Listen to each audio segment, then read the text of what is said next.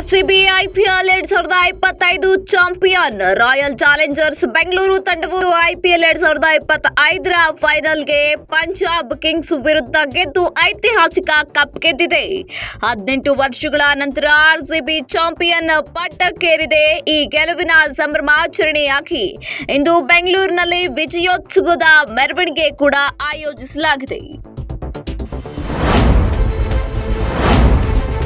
ಆಲಮಟ್ಟಿ ಅಣೆಕಟ್ಟು ಎತ್ತರ ಹೆಚ್ಚಳ. ಆಲಮಟ್ಟಿ ಅಣೆಕಟ್ಟಿನ ಎತ್ತರ ಹೆಚ್ಚಳ ವಿಚಾರಕ್ಕೆ ಸಂಬಂಧಿಸಿದಂತೆ ಪ್ರಧಾನಿ ಮೋದಿಯವರನ್ನ ಭೇಟಿಗೆ ಸಮಯ ಕೇಳೋದಾಗಿ ಡಿಕೆ ಶಿವಕುಮಾರ್ ಹೇಳಿದ್ದಾರೆ.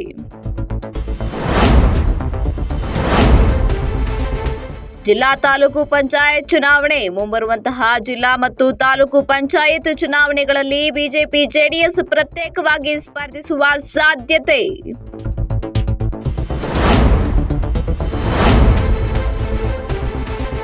ಕರ್ನಾಟಕದಲ್ಲಿ ಭಾರೀ ಮಳೆ. ಉತ್ತರ ಕನ್ನಡ, ಉಡುಪಿ, ದಕ್ಷಿಣ ಕನ್ನಡ ಸೇರಿದಂತೆ ಹಲವು ಜಿಲ್ಲೆಗಳಿಗೆ ರೆಡ್ ಅಲರ್ಟ್ ಘೋಷಣೆ ಮಾಡಲಾಗಿದೆ. ಮಳೆಯಿಂದಾಗಿ ಪ್ರವಾಹ, ಭೂಕುಸಿತದ ಭೀತಿ ಹೆಚ್ಚಾಗ್ತಾ ಇದೆ. ದಕ್ಷಿಣ ಕನ್ನಡ ಜಿಲ್ಲೆಯಲ್ಲಿ ಈಗಾಗಲೇ 5 ಜನರು ಮೃತಪಟ್ಟಿದ್ದಾರೆ.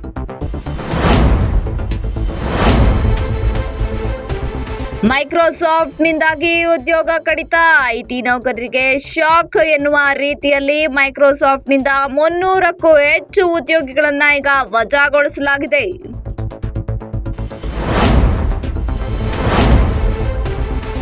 ಸ್ಪರ್ಧಾತ್ಮಕ ಪರೀಕ್ಷೆಗಳ ವೇಳಾಪಟ್ಟಿ. ಜೂನ್ ತಿಂಗಳಿನಲ್ಲಿ 10ಕ್ಕೂ ಹೆಚ್ಚು ಸ್ಪರ್ಧಾತ್ಮಕ ಪರೀಕ್ಷೆಗಳು ನಡೆಯಲಿವೆ.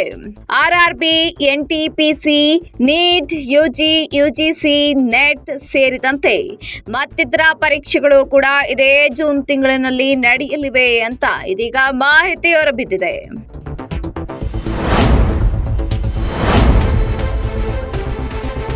ಸುಹಾಸ್ ಶೆಟ್ಟಿ ಕೊಲೆ ಪ್ರಕರಣದ ಆರೋಪಿ ಬಂಧನ.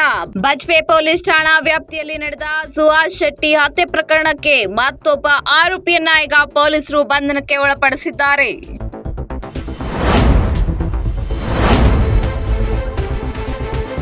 ಕಮಲ್ ಹಾಸನ್ ಥಗ್ ಲೈಫ್ ಚಿತ್ರಕ್ಕೆ ಹೈಕೋರ್ಟ್ ತಡೆ. ಕಮಲ್ ಹಾಸನ್ ಅವರ ಥಗ್ ಲೈಫ್ ಚಿತ್ರದ ಬಿಡುಗಡೆಗೆ ಕರ್ನಾಟಕದಲ್ಲಿ ಹೈಕೋರ್ಟ್ ತಡೆಯಾಜ್ಞೆಯನ್ನ ನೀಡಿದೆ. ಕ್ಷಮೆ ಕೇಳುವವರೆಗೂ ಥಗ್ ಲೈಫ್ ಸಿನಿಮಾ ಬಿಡುಗಡೆಗೆ ನೋ ಎಂಟ್ರಿ ಅಂತ ಈಗ ಹೈಕೋರ್ಟ್ನಲ್ಲೂ ಕೂಡ ತೀರ್ಮಾನ ಮಾಡಲಾಗಿದೆ.